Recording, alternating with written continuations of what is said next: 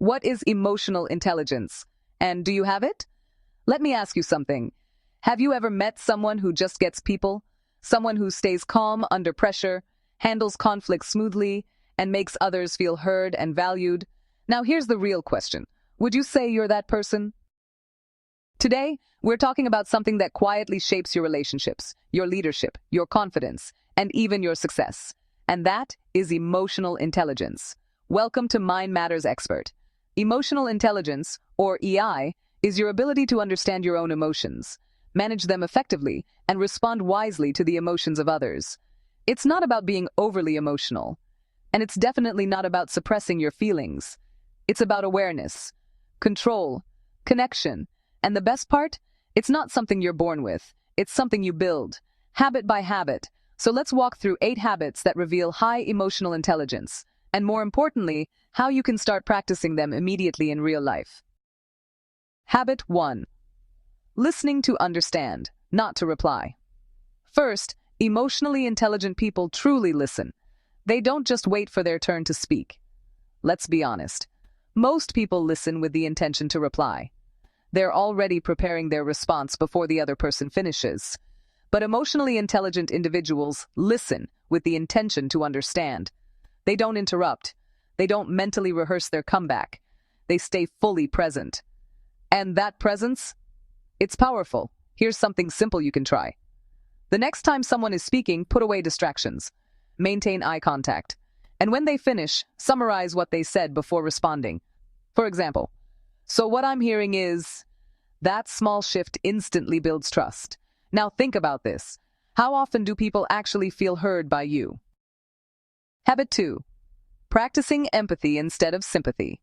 There's a big difference. Sympathy says, "That's unfortunate." Empathy says, "I understand how that feels." High emotional intelligence means recognizing emotions in others and validating them without judgment. Here's a simple step-by-step approach. First, identify the emotion. Are they frustrated, anxious, excited? Second, say it out loud. It sounds like you're feeling overwhelmed. Third, validate it. That makes sense given the situation. In the workplace, this can diffuse tension before it escalates. In relationships, it deepens connection. When was the last time you truly paused to understand someone's emotional state instead of trying to fix it?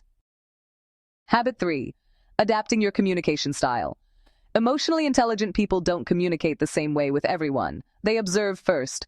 Is this person direct, analytical, emotional, reserved? Then they adjust. If your manager prefers short, concise updates, keep it brief. If your colleague prefers brainstorming and discussion, slow down and explore ideas. Adaptability creates connection, and connection builds influence. Ask yourself honestly, do you adapt to your audience, or do you expect them to adapt to you? Habit 4. Taking ownership of your emotions. Instead of saying, "You made me angry," emotionally intelligent people say, "I felt frustrated." Notice the difference?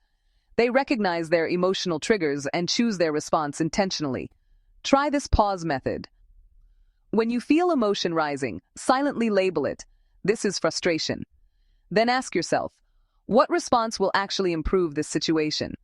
Even a 10-second pause can prevent long-term damage. Imagine how many conflicts could be avoided with one intentional breath. Habit 5. Practicing self-reflection. Emotionally intelligent individuals regularly ask themselves, what triggered me today? Did I respond effectively? What would I do differently next time? They don't reflect to criticize themselves. They reflect to improve. Here's a practical trick. At the end of each week, pick one emotionally charged moment and analyze it calmly. Facts first, then feelings, then future improvement. Growth happens in reflection. When was the last time you reviewed your reactions instead of replaying someone else's mistakes? Habit 6 is all about setting boundaries without guilt. So let's clear something up. High emotional intelligence does not mean saying yes to everything. Honestly, it's about knowing your limits and communicating them respectfully. Here's a simple script you can use.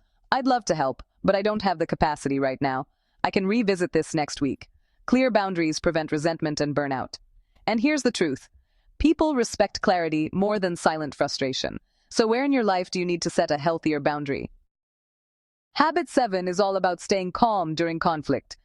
Conflict is inevitable, but escalation is totally optional.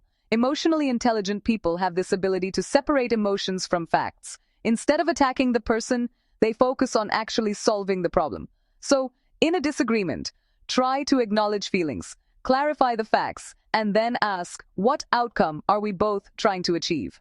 That one question, honestly, can shift the energy from blame to collaboration. Just think about your last disagreement. Did it move toward resolution, or did it just spark more reaction? Habit 8 is celebrating the success of others. Insecure people compete, but emotionally intelligent people elevate. They notice effort, give specific praise, and celebrate wins, big or small. Instead of just saying, nice job, you could try something like, I really appreciated how clearly you handled that meeting. It made a difference. Recognition, after all, builds loyalty, motivation, and trust. And the best part is, it costs nothing. So, when was the last time you intentionally celebrated someone else's growth? Now, let's make this practical.